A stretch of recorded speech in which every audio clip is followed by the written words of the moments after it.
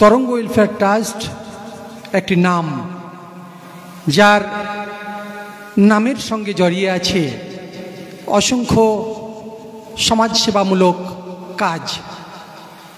সেই সমাজসেবামূলক কাজ সারা বছর ধরেই তরঙ্গ ওয়েলফেয়ার ট্রাস্ট করে থাকে, কিন্তু প্রতি বছর আনুষ্ঠানিকভাবে তরঙ্গ ওয়েলফেয়ার ট্রাস্ট এইরকম একটি অনুষ্ঠান করে, যেখানে একাধিক কর্মসূচি তারা গ্রহণ করে। এই কর্মসূচিগুলোর দিকে সারা বছর ধরে সাগরদিঘি তথা মুর্শিদাবাদের বিভিন্ন প্রান্তের নানান ধরনের মানুষ, বিশেষভাবে যারা